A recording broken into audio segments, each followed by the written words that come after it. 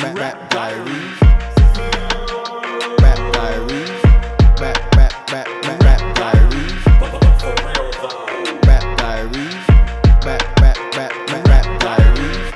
What's up, everybody? Welcome to Rap Diaries Season 1, Episode 4, titled 444. This is a podcast where we talk about all things rap, music industry, etc. I am your host, Chris L. Sucio. And I'm JK for real. And we got some exciting news, some things for people to look forward to. We'll get into that later on. Let them wait a little bit. Yeah. So, I guess we're just gonna jump right in, right? Why not? Or should we just make them wait a little more, sitting in silence? So, by the way, we got some heat coming later. There's a song. You just gotta wait. On it. You gotta sit in silence and wait. All right. But yeah. So first thing, I wanted to get off my chest, is really just technology in general, and how things don't always go right, and it can be very stressful. As much as technology is needed, at times it really sucks. It's great till it doesn't work. And that's basically what I wanted to kind of talk about. That's pretty much the whole tech. No, I'm kidding. I'm kidding. So basically, the reason why got him. The reason why I wanted to bring this up, or inspired me to talk about this was, as we kind of mentioned, we're working on an album, we're working on a single, we've been working on a music video, which we're going to talk more about later. But as I was editing the music video, let's backtrack. We did the filming in one night. We did part of the filming in one night. And after we got all the footage for those scenes, we went back and we did all the editing and everything on Final Cut Pro, which is a video editing software. And we did all the editing. We had a solid minute of footage, and basically the first minute of the music video was done from like a big picture standpoint. Still needed to do like small details and effects and stuff, but the outline of it was done for the first minute. So obviously we're feeling real good about that. It was dope. Mm-hmm. And then I get back to the studio, and actually it was after we filmed last week's podcast. Yeah, after we finished last week's podcast, we had to I was having issues with the computer, and at the end of the day, make a long story short, I had to factory reset the computer. And before I did that, I was sure that I had moved all of the files and stuff to the external hard drive and everything. But it turns out that I did not, because after doing that factory reset and everything, I looked through all of my files, like multiple external hard drives that I have, and yeah, I could not find the Final Cut Pro file that we did all the editing to. So again, technology sucks. It's very useful and necessary in our way of life now, especially as artists and producers and filmmakers and everything. But fortunately, I still had the files, like the raw files, so we were able to, we kind of got to go back and just remake the first half. And Sucio saved the day, because he kind of recorded a video of the video playing with the edits and stuff, so we were able to use that for reference. Just doing my duty.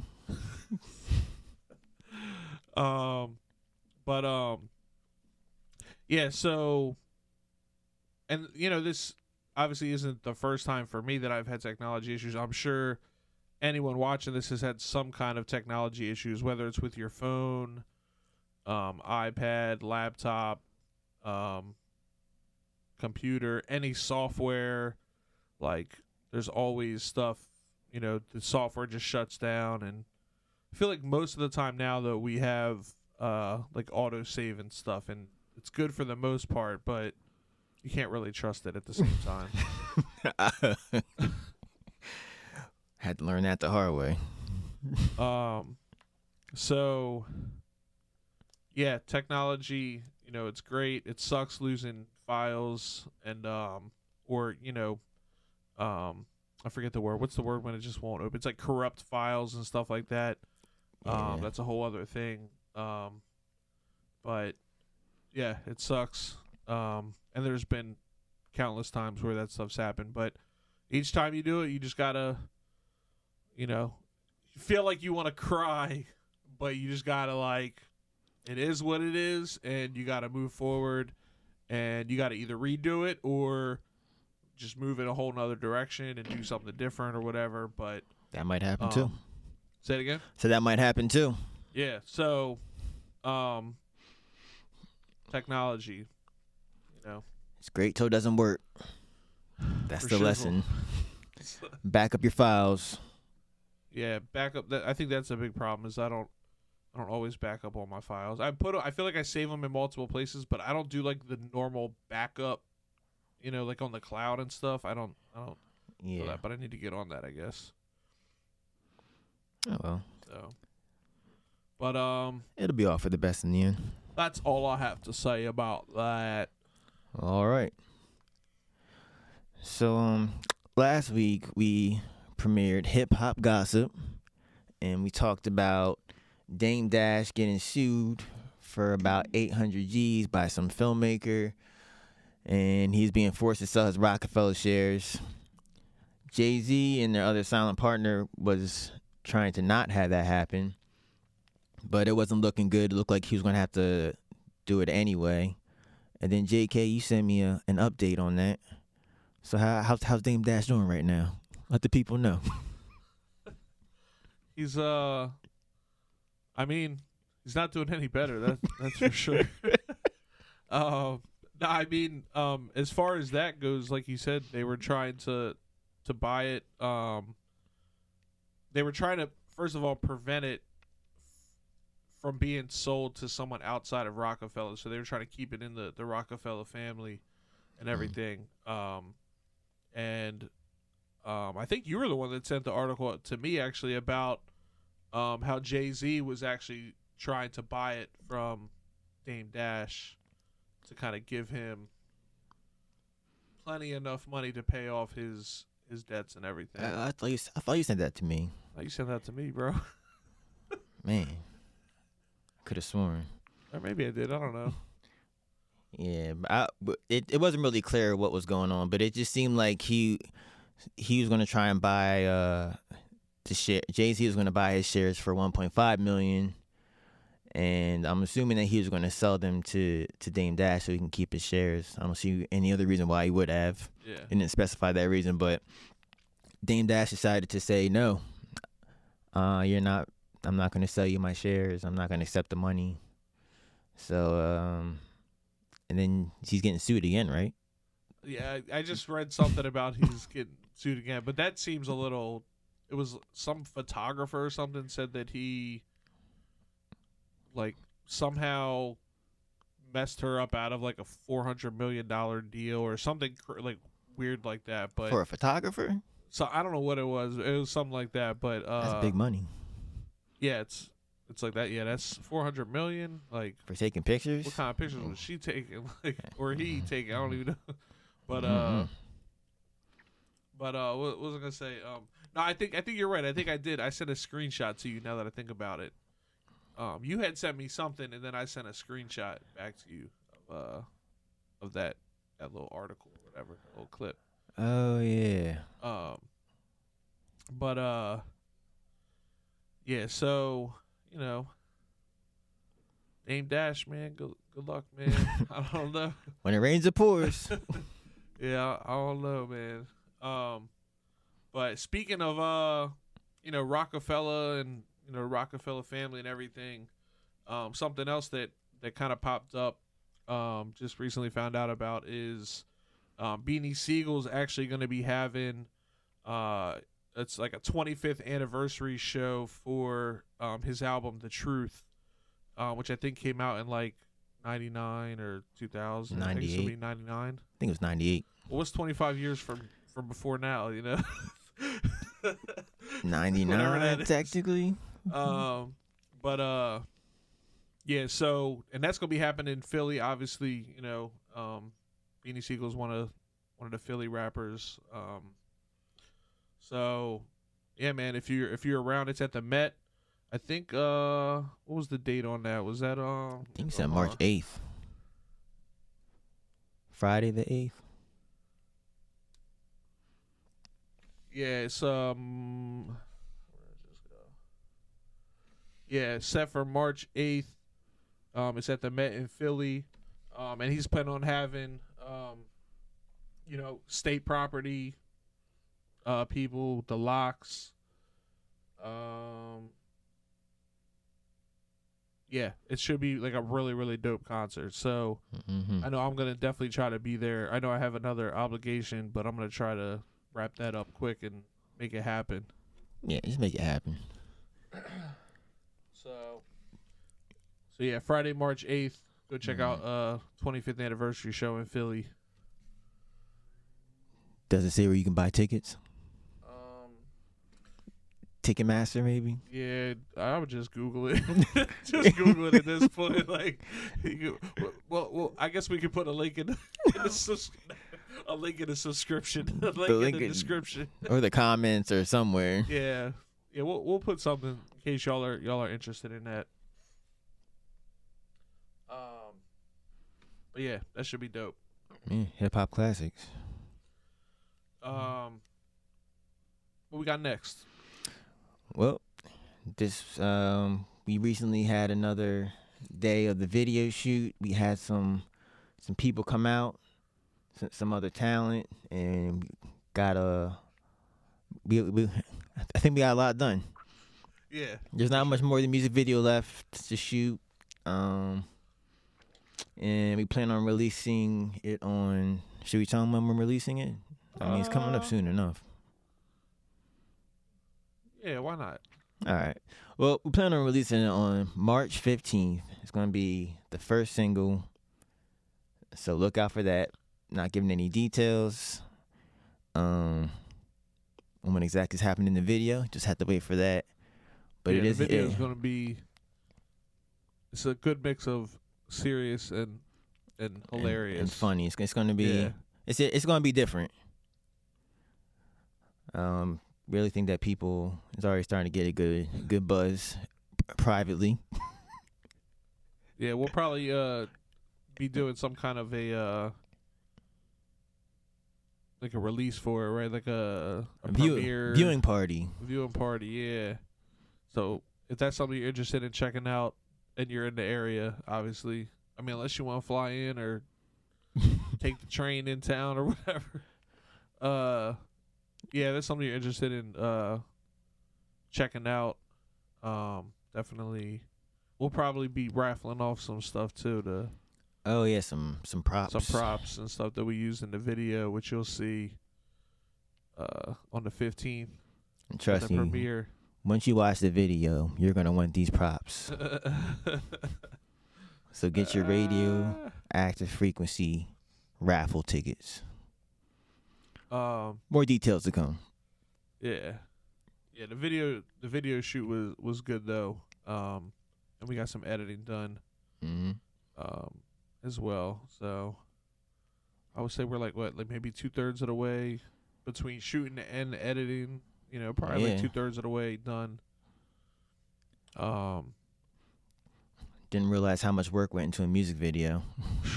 Yeah, it's crazy. But for a first music video that we're doing like from scratch, I think. Yeah, I think it's gonna hit. It's gonna be nice.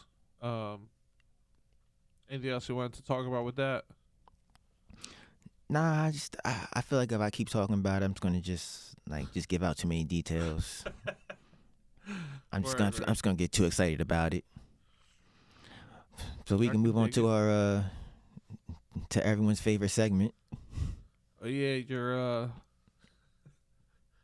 everyone's favorite segment, the Sweet 16. we got another instrumental from our boy Thresher. Thresher Beats.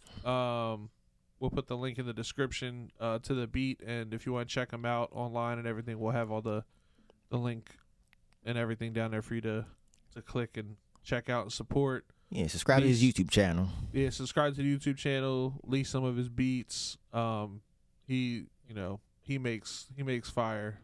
He has a lot of variety too. So And consistently too. yeah, definitely check him out. So let's get into it. Did we tell him the name of the beat? Nah, that's all right. We'll put it in the link. We'll put it in the description. Oh. Or redacted. Or redacted.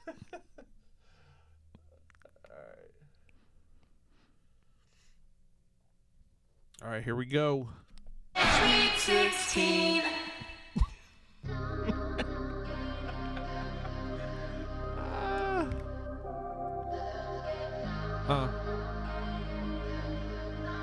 We're gonna let this intro breathe a little bit. Anything you want to say while the beat's building up? I don't know what you said. I couldn't hear you over the beat. Yeah, there's not enough time in the day to do what I need to do, to say what I need to say. It's all work and no play, but still I'm okay. And they screaming Olay, people screaming no way, cause I do this all day. I love what I do, so it's not work at all. I'm high on life, no need for the drugs and the alcohol. Yeah, but I got nothing but love for anybody that does. It's none of my business who does who or who does what. So I'm saying what's up to the fan. Doing it all for the grand. Rock a beat like a band. Flintstones was my jam. Kickbox like a Van Damme. Control my flow like a damn. Built for tough, no dodge ram. Blam right in, no flash cam. You can't see me, but you know I'm here. You can feel me, cause you know I'm near. So close but so far, I wanna be an astronaut so I can live among the stars. Watch me, nay, nay. Whip. Watch me, nay, nay. I don't know how to do that. Watch me, whip. Watch me, nay, nay. Whip. Watch me, nay, nay. Sweet 16. Susio on the Sweet 16. Susio. I ain't a killer, but I'm smoking on it every day. Lyrical assassination, get on your knees and pray. You bought a house, I put that on my wrist. Then I put your favorite rapper's bitch on my hit list. She told me that she never been kissed. I said, go ahead, girl, go ahead, relax your limbs. Susio can give you everything you need. Some good D.O. and of course some bomb weed. Don't really fuck with the liquor like that, but I ain't too proud to throw a couple shrooms back. Psychedelics, you can put it on my tab. A full course meal, you can set it on her ass. She said, you Susio, let's take a bath. I'm counting money when I failed math class. They said get a job, but I found my own path. How'd he do it? Don't even ask. Susio. And watch me, nay, nay. Watch me, well. Don't watch me, nay, nay. Watch me, well. Watch me, nay, nay. Watch me, well. Watch me, nay, nay. And that concludes Sweet 16, Season 1, Episode 4, entitled 444. Nice. Good stuff, man. All right, moving right along, going right into that. Yeah. We're going to talk about something that, well, we didn't come up with this, something that we kind of stumbled on that we think would be good advice for artists, for rappers to do. We were on our way to or from the music video shoot, and I was playing a song for you, and you started rapping over it before the rapper came in. So I was like, all right, I like where this is going. So I went on YouTube and I put the instrumental on, and we just started freestyling over it. And I think that's a good way to just, like, if you're just by yourself, maybe just put on like an instrumental that you really like, and then you can just like I don't know, just rap over it. Like, don't write anything. Just make noises and just see what comes out. Like, relax and Yeah. loosen up a little bit. Freestyle off the top of the dome. Off the top of the dome. And then it's just going to make you a better artist. It's going to make it easier to write. You be more relaxed when you do it. Yeah, so my plan is to do that at least once a day. I'll just pick a beat and just make noises. And make some rhyming words and see what comes out. I just want to point out that when we did that and I started freestyling, it was a perfect freestyle. All my thoughts came out exactly how I planned it. It was perfect. Yeah, it was unreal. No, I was live. Thank you, Chris, for supporting me. And, Chris was like, "Oh yeah, he killed it." I'm just saying. Yeah, it didn't come out anywhere near how it sounded in my head, but that's all right. That's why you got practice. Yeah, you gotta start somewhere. But no, freestyling is important, man. That's a huge part of hip hop culture. You know. Yep.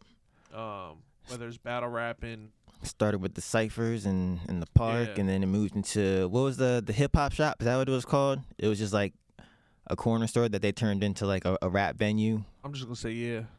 Damn. I should know. We should redact this. It was on Hip Hop Evolution. No. Nah, we don't gotta redact it. we'll just say hip hop shop. I forget what it was called. Right. Hip hop shop. Yeah. It was like, y'all tell us. Let us know. I think we'll also look it up too. I think it's like a health food store that they just turned into like a rap venue. This is why we need a researcher on our team. If anybody, anybody wants to hang out with us and do some research on the fly, we'll put you in our ears so you can tell us and no one else will know. No, we won't do that. Yeah, but they would get up there with no beat and they would just like rap, basically just like spoken word kind of stuff. And they were like, if you, like, people were getting booed off like it was Apollo if you didn't come with your best bars. Yeah. I think Fat Joe got booed off stage when he was doing it. I mean, he kept going though, Yeah, you got. He didn't quit. He didn't quit. He kept going. But it was hard though. Like, you really had to have some chops. And you gotta practice. You just gotta practice. Like, Yeah. there's no. I mean, I can't imagine there's any rapper that just like could naturally do that. Like, Nah, it takes practice. You gotta know a lot of words, and that's my problem. My vocabulary is super small, so I'm like, Nah, you don't need a lot of words, man. I like to rap every day. I like to play. What do you say? That's what I got. Hey. Oh, hey, bars. No, but for real, that's a great point though. Like, I think as artists, as rappers, hip hop artists, MCs, however you want to define yourself, being able to freestyle is important. Consistency is key. Just do a little something every day. You don't gotta overwhelm yourself. Just do a little something, and then it'll just come together. Facts. Yeah. Word, man. Freestyling. So I guess the next segment. This is our second time on doing this segment, right? The album review. Yep. This is our second album review. So this week we decided to do Kevin Gates' new album, The Ceremony, which I had some mixed feelings about, but I think overall it was. I definitely enjoyed it overall. I'll say that for sure. I will admit, it didn't blow me away at first, but it did grow on me. He's got some catchy hooks on there. We were saying it sounds like they could be country songs, and he is from the South, right? He is from Baton Rouge. Yeah, from Louisiana. Yeah, so he has some catchy hooks on there. Talked about some different stuff. And yeah, man, it's definitely a fun album. Yeah, I think he had a great mix of like just fun kind of like party, maybe not party songs, but just fun good vibe songs. Yeah. And then he also has some like really serious and like deep songs as well that like really make you think and He's all some, that good stuff. he has some heavy hitters too. Say it again. Has some heavy hitters too for the streets.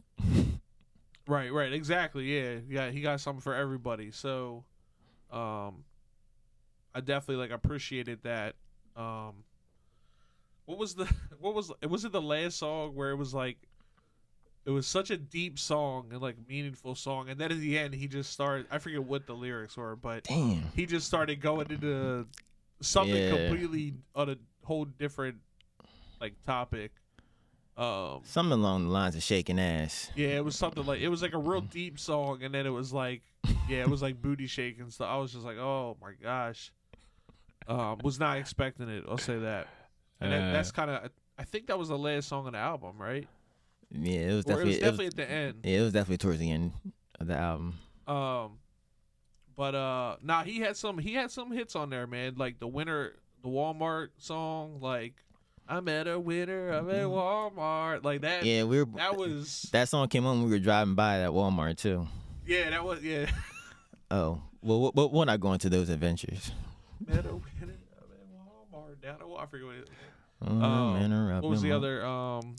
The Beyonce song was though. I also thought I was telling you this, like you could definitely tell he's from the South. Like to me, it made me think of like Lil Flip, like that kind of vibe, like the Texas, Southern kind of vibe. Yeah. And even like Hot Boys and stuff too. We were talking about that. You can definitely tell he's from the South. But he had like some parts on the Beyonce freestyle. Sound like it could have been like played over what do you call it? Is it, the Trigger Man beat? I don't You know what I'm talking about? know. All right, well we'll add it in post. Yeah, should I try to play it real quick? Yeah, What's it called? Trigger Man. Trigger Man. It was one of those kind of things where it's just like, where you at? Where you at? I'm not talking to the mic right now. JK said, oh. He knows what I'm talking about. Nah. It's going to be too hard to find just the original beat. Anyway. We'll try to find that. If we find it, we'll put links in the description. Yeah, when we find it, we'll put links in there. But like I said, I think it was definitely a good album. I think it had a little bit of everything, a little bit of something for everybody. Mm-hmm. And I would definitely say check it out if you check it out. Yeah. He's got some albums out too, so he's been around for a while. I think I saw his first album when I was on Spotify. It came out in 2009. Okay. So he's been around for a minute. Yeah. And I always heard his name buzzing around, but I never like checked him out. Like my cousin was like, "Oh, you ever heard of Kevin Gates?" And I was like, "Yeah, I've heard of him, but never really got into him until you said that we should review this album." Yeah, I don't think I ever really heard of him like that before, until like we were kind of just looking for albums and stuff, doing our research. Yeah, some things take time. Yeah. Word. So, 0 to 10. What do you give it? Are we doing ratings? Man. No, we don't gotta do ratings. But if y'all want to do ratings, y'all can put it in the comments. Yeah. Let us know what you think. 1 being the worst, 10 being the best. Compared to whatever you're comparing it to. Whatever meets your standard of excellence. Hold on. Now there was one. I feel like there was one other song. There was one other like really catchy song. Birds Calling. Oh yeah, the Birds Calling. Birds Calling. That's a good one. Yeah, that was catchy. I wish I could like. I don't remember it enough to say the lyrics, but it was catchy to say that. Check it out. Word. Overall, final verdict is to just listen to it. It's worth checking out. I'm not gonna put a number on it. Just listen. It's over 5. I'll say that. Word. Nah, good stuff. Yeah, Kevin Gates, The Ceremony. That's our album review. Now streaming. Now streaming. Is there any CDs anymore? I don't even know, man. Probably. If you go to Best Buy, there's like one little shelf of CDs. I think if you go on like something I've done before in a couple bands is go to Staples and just get like a big stack of blank CDs and then a big stack of CD cases, and then you can just burn your album onto the CD and you can sell it as merch, sell it at shows or sell it online. Yeah. It's just who has a CD player though. Yeah, exactly. Now It might be more like for like the memorabilia or just like it's like, oh, I have a physical copy of my favorite artist. that just made me think of there's a video of who is it? It's not Kendrick Lamar. It's somebody. It's an artist who's on stage performing, and somebody throws their like demo tape up on stage, and he's like, "The hell is that? Like, why are you throwing a CD? Like you better throw like a USB drive to like a flash drive or something. What is this CD you doing here? Like, I wish I could remember who it is, but if I find it, I'll put a link in the description. Put a link in there. Yeah, that he was like what he was like talking mad shit. That shit was funny. Word. So I think we're kind of moving into our last topic at this point. Something I was thinking about, or something I think about a lot as we're, working on our album and Getting all closer to good that stuff. release date. Thinking about how, you gotta get. I feel like you gotta get out to perform, in order to kind of get your music out there a little bit more. And I know, like over the last couple weeks, we're talking about like building a local fan base and just building a fan base in general and everything. Releasing steady content. Yeah, releasing content, all that. Like, you really, to help push it, you want to try to get out and perform, especially if it's something you want to do. Like if you see yourself, you can't make it to the big arenas and stadiums without doing like the small clubs and Got started open mics. yeah, like you got to start somewhere. So, I guess I just wanted to talk a little bit about preparing for a performance. Like what, I guess my thought as far as what's needed, and Susie, or whatever you think, as well. But, first thing is getting. We talked about this like the first episode, getting performance tracks.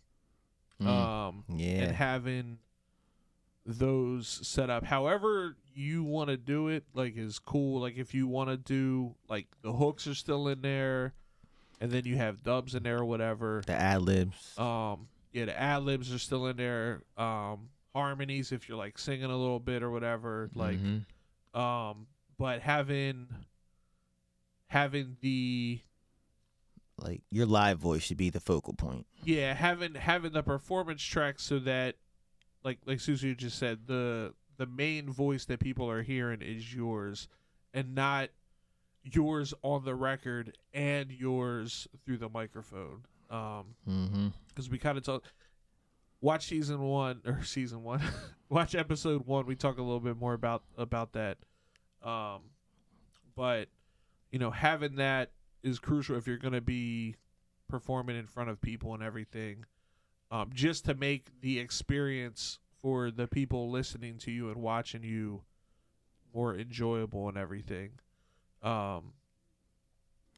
If you're doubling the vocals again, it can get like kind of obnoxious and loud, and it doesn't leave people with a good positive like listening experience or whatever. So make sure you got that kind of figured out, and then from there, it's basically how do you prepare as far as rehearsing the material, rehearsing your set list and everything. You know, it's not enough to just like do a song, stop, do the next song, stop, do the next song. Like you want your show, you want it to be a show. You want your performance to be a show where it has like a nice flow to it and everything you're doing kind of makes sense. So, assuming you're doing, really think about what lengths of sets that you would be doing, right? So, are you going to be doing like 2 or 3 songs, like maybe a 10 to 15 minute set? Are you doing a half hour set, an hour set, etc.? And start to really listen through your songs and figure out what order makes sense and what songs you want to do, and which ones you might want to talk in between to kind of set up the next song, and really just like thinking through all of that, thinking through the flow of your show and what makes sense and everything, so that the audience again is kind of taken on a journey in a way. Yeah. You don't want them to be like, oh, I could just watch this on YouTube. Why did I pay to come see this or come out to see this? Yeah. So you want to kind of really figure all that out, and like a lot of that is like before you even like actually practice, and actually rehearse. Is like figuring all that stuff out. And once you get to a certain level, you'll start to have meeting the right people, doing the right things. You'll eventually get to a point where you have a musical director who kind of maps all that out for you, and you don't have to worry about that as much. But you want to just make sure you're considering the audience when you're performing, and that's just like the music side too. Also, like on the visual side, with lighting and any videos and even outfits, I've been trying to like work on my look a little bit more as an artist, because anybody who knows me, like I'll wear just whatever. I don't really care that much what I look like, but that's something that as an artist I need to start to think about those things, to kind of separate myself in day-to-day life and what I'm going to be doing as an artist, as a performer and everything. So figuring out what outfits you want to wear for the performance. Do you want to do costume changes, all that stuff? Like there's a lot of things that you want to consider. Like you don't just want to like, all right, I'm going to do these 5 songs. The DJ might I've seen shows where the DJ don't know the set list, or the artist is like doesn't know the set list, or the artist is telling the DJ what to do in between songs, and it kind of takes them away from the audience. The crowd connection. You want to avoid that as much as possible. So if you're using a DJ or a band, you just got to make sure that all that's tight and worked out, and everyone knows what their responsibilities are and everything. I know this is getting kind of deep, but like again, you're talking like at that high level, like you want people to take you seriously, so you gotta have all that stuff figured out. You still have a basic like set list, but sometimes like some songs aren't really appropriate for certain places or at a certain time, and if you're at a place and you're like, all right, this song is next, but I don't think I should play this now or play this at all in this arena. You should just have like a way to communicate with whoever you're working with, like your DJ, but like, yeah, go to this song, and then they'll immediately know, just go to the song instead, or something like that. Yeah, no, for sure. There should definitely be a way to communicate, but also like you should know the setting you're going to be performing in before you perform there. Yeah. So, but Also, like the they're amount new- of people there. So like if you got like a hype song, but there's like not a lot of people there, and say you're like playing early in the night, like, all right, let's save that hype her song towards the end, and maybe some more people show up, yeah, like something like that.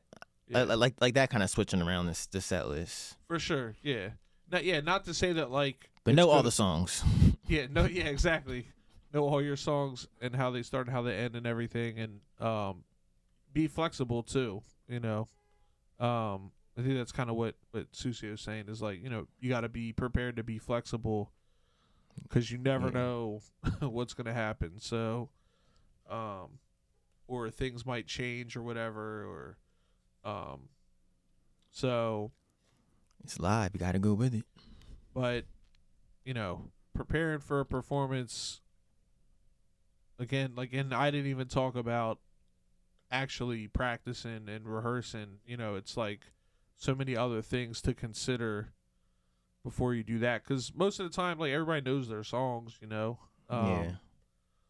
So, but with that, we talked a little bit about mic control and all that before. All those things are things you want to practice, and you want to go somewhere and rehearse where they have a system where you can hear yourself and hear like when you might be pulling the mic a little bit further away, or if you're not moving the mic with the way you're moving, like you'll hear those if you have a proper sound system and everything to rehearse with. So you want to think about that. I don't know, man. There's just so much that we could probably take each of those and make a whole discussion about each thing. Yeah. But just I guess to sum it up, just care about how you look and how you sound, because as an artist, your goal is to have people support you and give you money, their hard-earned money, to watch you perform or to listen to your music. So you want to make sure that you're doing everything you can to give them a great product, whether that's performing or recordings or videos or whatever. Do what you can to set yourself up for success so that they can enjoy it. Mm-hmm. You got any thoughts? I know I just rambled for like 30 minutes, so. Nah, it's cool. You say what you gotta say. I was saying, well, I'll go back to this. You're saying like finding a good place to rehearse. Definitely when you're getting closer to performance time, you want to go, if you don't have like a serious sound system to do that. I'll I'll say what I do. It's kind of embarrassing, but it's whatever. It works for me. But before I do anything, I do vocal warm-ups. Roger loves vocal warm-ups. He's a man. It like makes it so much easier to just like have a full voice. So vocal warm-ups are important. Also what I'll do is I'll go into a bedroom, and then I'll have a mirror, and I'll have my Bluetooth speaker behind me, and I'll have a mic that's not connected to anything that's not on, and I'll just perform as if I'm performing to people. Like I'll have an imaginary stage, and then I'll have like banter in between. I got a set list, and I'll just go through all the songs, and then because you want to get that muscle memory into your mouth, like when you're speaking the words, that way you can focus more on like moving around and make sure people are entertained. You're not like really in your head with the lyrics. So that's good. And then also like figuring out when to breathe, because you're rapping these straight through. It's not, you're not doing one bar at a time. So if you got like a rapid fire delivery, and you don't got any place to take a breath, you need to be able to take a big enough breath to get it all out, or I don't know, put some brakes in there or something. Yeah. Just it's something that you can like take a breath, or swallow your saliva, because sometimes that can build up and you just start choking. You don't want that to happen. And then all that just comes with repetition. So I'll just do that. Just like whenever I have time to practice, don't need just a Bluetooth speaker and a mic that's not even on and a mirror. Yeah. And that'll help a lot. And then when you get to like the good places to practice performing that have the great sound systems, then you'll be like less intimidated, maybe. Is that the word I'm looking for? I mean, you'll just be more confident. Yeah. You'll just be more confident, because it's like it's going to be a lot louder, and you'll be like, all right, this is going to be like when I'm performing. Yeah. Because like my Bluetooth speaker is good enough for me in the room, but like I don't even have the mic on, so just know I need to know if there's going to be like feedback the way I'm holding the mic or not. So yeah, exactly. Yeah, there's a lot of stuff like that with mic placement and stuff in relation to speakers, and there's just a lot to consider, you know. But no, Yeah. I think that's dope. Like, I know I said a lot, but like hearing Susio kind of talk about what he does, it's like I guess there's levels to it, you know, and you want to kind of know where you want to be realistic about where you're at and where you're trying to get to, and you know, just make a plan, you know, game plan, and yeah. Mirror is super important, because I remember I was practicing when I first started practicing. I was practicing without a mirror, and like I thought I was doing a great job. And then I started practicing in front of a mirror, and I was like, damn, I look boring as shit right now. If I paid to come see this, I'd be mad as hell. Right. I need to come up with like a 2-step or something, like, Yeah. like some kind of choreography. Yeah, some kind of choreography, keep people entertained, or I don't know, just come up with like a move, something. Like, don't just. There are some rappers that can just stand there, but I mean, you gotta be on that level. But there's also like what you do visually depends on the vibe of the the song too. You know, like if you're doing a chill song, you don't need to be like doing cartwheels. Yeah, and there's stuff. there's like people who like they're either like not enough motion and they're like spitting real hard, or it's like the opposite where it's like they're borderline singing and they're like, it's like like that doesn't match the song at all. Like, but also along the same lines, just being authentic, you know, to who you are and to the music, and trying to represent the music and everything appropriately so people can receive it easier, you know, and again, just will enjoy it more. Don't move the way that you think people want to see you move how you move, because what people want more than what's popular is someone who's like true to themselves and who's not just trying to do it to fit in, because that's just unattractive. Like, just be yourself, and that's just gonna come just with just repetition. Because I remember when I started practicing, I just felt like really awkward, because I consider myself a shy person, so I had to like really come out my shell. And the easiest way to do that was just by myself in a room with a mirror and a Bluetooth speaker. For sure. And a fake mic. Before I got a fake mic, I had a remote control. It's like a remote controller, just something shaped like a mic. I guess that's probably the closest thing. Yeah. Shoot. Yeah, so ultimately it's just like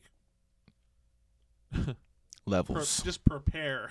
Yeah. You know, like for whatever level you're at, you know, because not everyone who does it is doing this to quote blow up or whatever, you know, like there's a lot of people who just do it, you know, leisurely or whatever, you know, like maybe it's like a little side hustle, or, you know. or just do it for the love of it or whatever, just because it's good for the soul or whatever. Therapy.